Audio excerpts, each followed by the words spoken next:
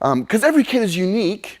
There isn't one particular approach to discipline that's necessarily more biblical or right than another. There's not one approach that's universal and works the same exact way for every single kid. And also, there's a lot of us now who are either fostering kids or we're interacting with kids who have some pretty significant trauma in their background, and this one's really pretty complicated, okay? So all of those qualifications, right? All of them, and they're all legitimate. But get this now, okay? Discipline and love walk hand in hand. They just do. It can look a lot different, but discipline and love, they walk hand in hand. If you love your kid, you will discipline them. I know that I haven't been a parent for as long as, maybe many of us in the room. And I know that my kids haven't crossed the dreaded teenager threshold yet, okay? So we haven't been tested in some of the same ways that some of you have been tested. But what I can say from my perspective is this. I do see too many parents fail to discipline their kids. And they fail to discipline them in the name of loving them. For them, discipline and love don't walk hand in hand. God disciplines us because he loves us. One of the ways he parents us is by disciplining us. He's willing to mix it up with us. He's willing to get in the dirt with us, confront us. He's willing to go to battle with us because he loves us. Listen, your kid is unique. How I discipline my kids may not be how you discipline your kids.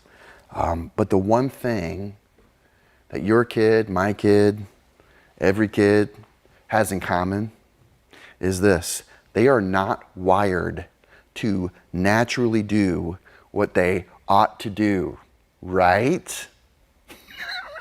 Some of you are like, yeah, that's exactly right. Those little suckers are sinners. They're little sinners, just like you and me. Like, we're big sinners, And if you aren't willing to discipline them because you're afraid of how they're going to react or if they're going to like you less or that it won't work or that they won't feel loved, If you're afraid of that, I'm just telling you, you're doing it wrong. Discipline and love go hand in hand, okay?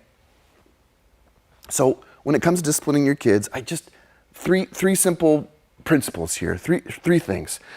Discipline them proportionately, consistently, and completely. Just real quickly, here's what I mean, proportionately. Don't overreact, okay? You can't be too severe, but you can't be too lenient. It's got to be proportionate. Punishment should match the crime, so to speak. They'll cry unfair to whatever you do, right?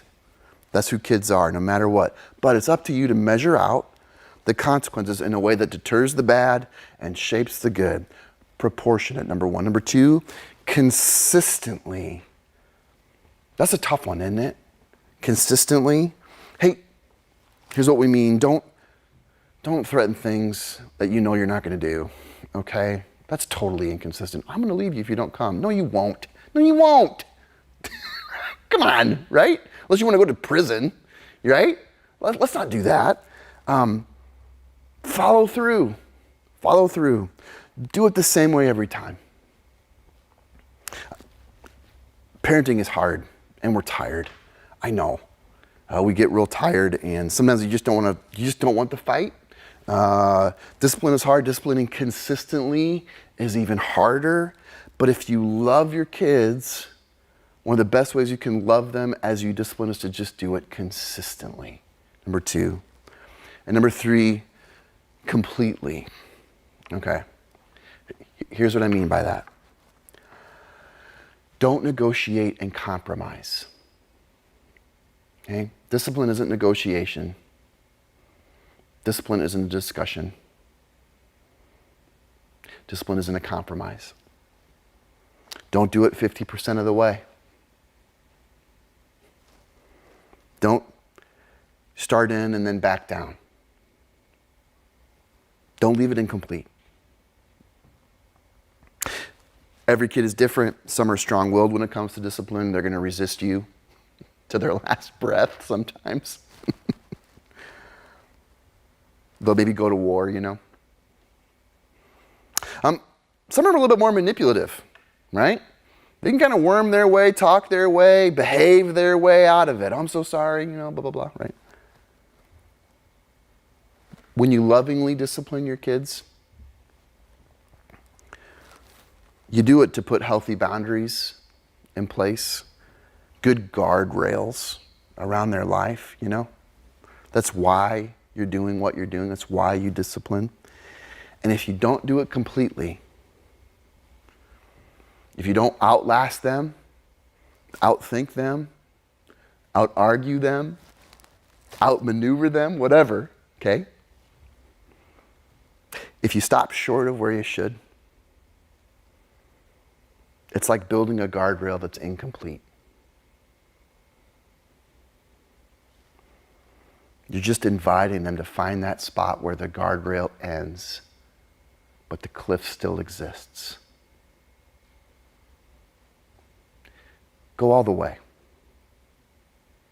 Do it completely, okay? Not so that you can dominate them, devastate them. No. You got to win for their sake.